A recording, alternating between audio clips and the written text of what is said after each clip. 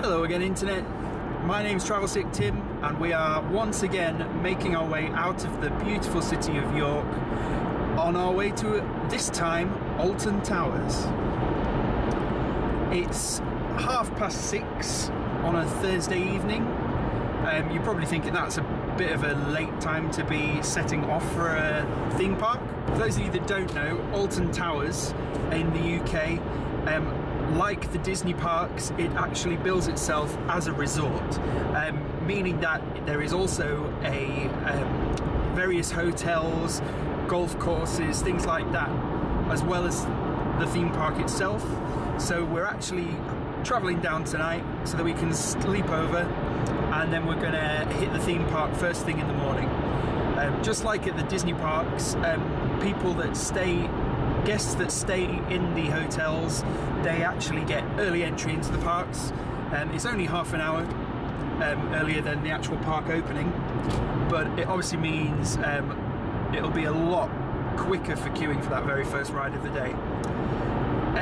I was originally planning on working my way up to Alton Towers because it is the biggest theme park in the UK, the most popular, the most well known.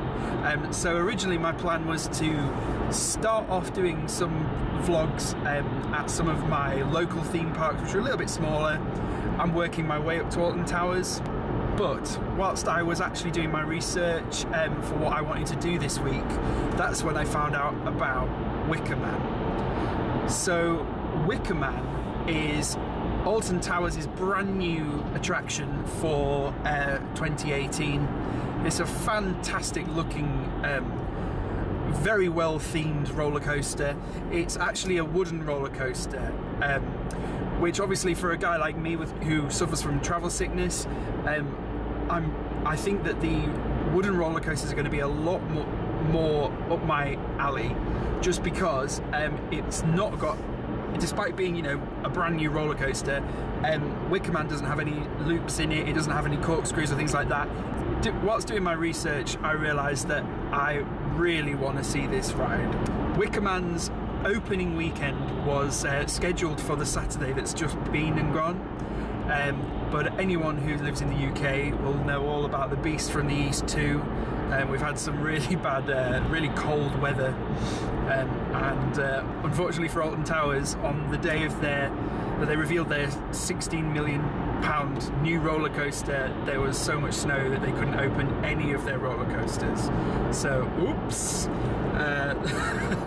So they've had a bit of a soft opening with Wicker Man this week.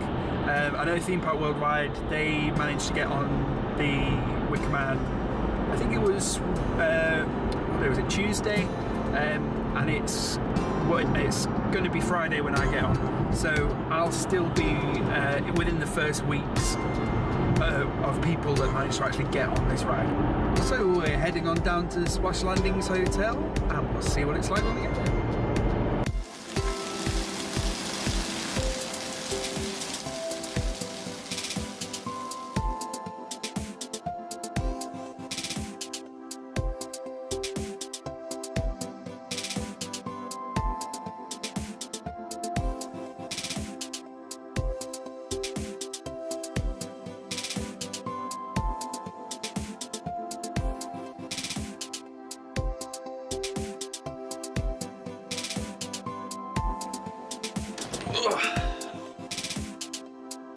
Morning guys, so it's day 2 at Alton Towers.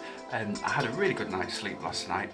The bed was pretty comfortable, so we've been down for breakfast already today.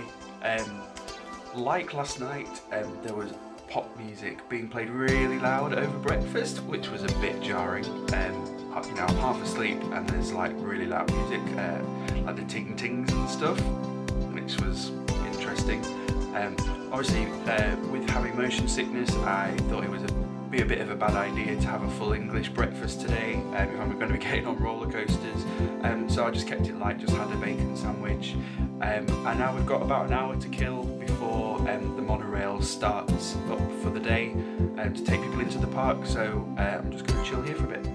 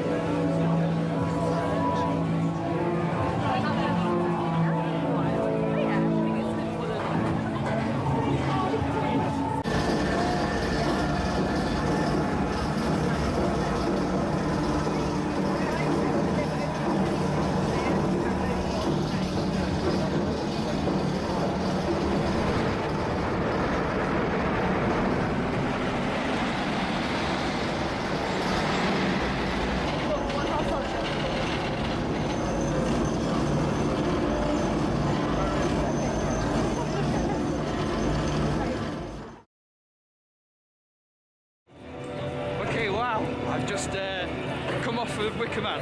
That was so good.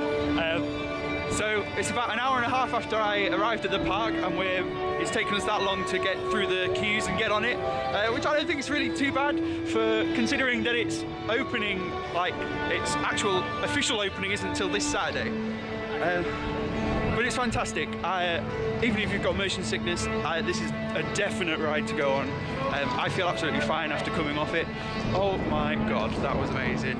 My hair's a right mess, but I don't think it's just from I think it's a bit from the wind as well today. But highly recommend Wicker Man. I purposely didn't film on it because I didn't know how well that would go with this current camera. I didn't want to spoil the pre-show for anybody, so I haven't recorded that either. So if you do come down, you'll be able to see that for yourself. Highly recommend Wicker Man.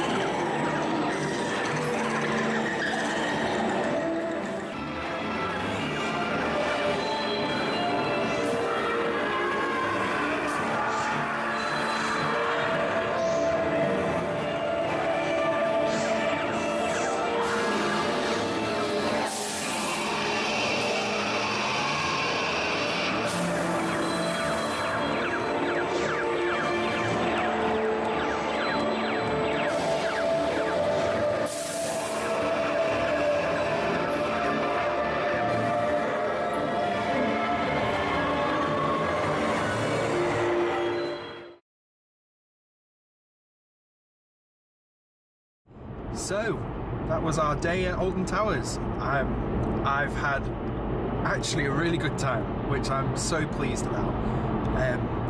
So we were actually in the park itself for about 5 hours today, and obviously that was just by myself. So usually when you're going with, if you were to go with mates or other people, it really does tend to make the day a bit longer, but obviously being on my own, I managed to get through things pretty quickly.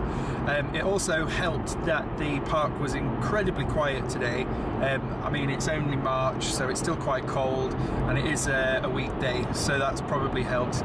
So the majority of the rides were either walk straight on or only about 5 minutes to get on. As I mentioned earlier, I absolutely loved the Wicker Man ride. It was fantastic. The theming on that ride is incredible. Even just around the queuing area, they've got loads of loud music, they've got fire and effects and things like that. And what's great about it is the queue area actually wraps itself around the actual roller coaster. So at all times you're seeing riders on there from different angles and things like that. I did manage to spot that cheeky git Alex from Theme Park Worldwide get straight on in the first train on the Wicker Man today, thanks to his fast pass. So maybe they are worth investing in. But to be honest, when we arrived, they were saying that they didn't know when Wicker Man was going to be ready to open. They were running test cars and things like that. Then they said it would be about a half an hour wait.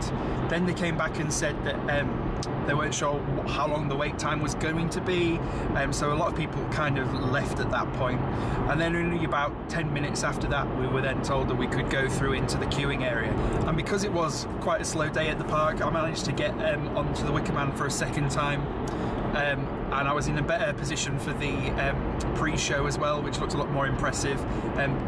For those of you that obviously haven't been on it, there is a pre-show with a bit of a sort of projection screen going on. but when I was standing before, I was pretty much underneath the screen, so I couldn't see. So on the second time, I actually managed to get a really good view for the pre-show, and it does a really good job of getting you really in the mood for this ride.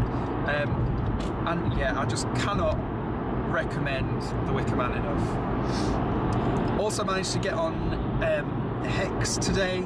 I was reading the sign for Hex before I went on it because I had no idea what it was, and the sign was saying things like, if you're looking for big thrills, this is probably not the ride for you, and it also referred to it as a family-friendly ride. So I was like, great, something that I can go on. It's a ride that actually is built into Alton Towers' old building, which is pretty cool. I won't go into too much detail, but basically it's a kind of multiple layers to the experience. So it starts with some film, then you go into a room with some special effects, which is pretty cool, and then by the end you get into this ride. Basically you're sitting in rows on seats, and the seats are moving, but then the room itself is moving as well, independently to the seating. And my god, it made me feel ill very quickly.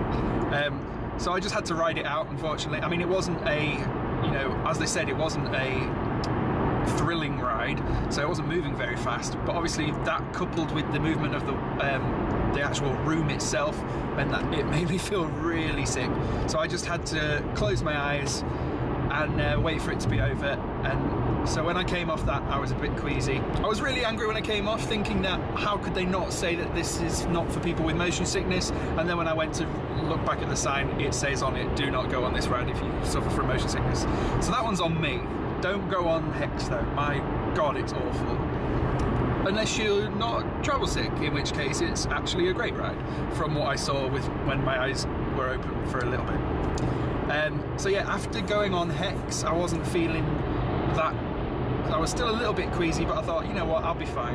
And so I went to try the ride 13, the roller coaster, because I've seen a few videos on it online, and so from seeing them, I knew that, again, this is a roller coaster that doesn't have any loops or corkscrews in it, so I knew that I would be pretty alright on it.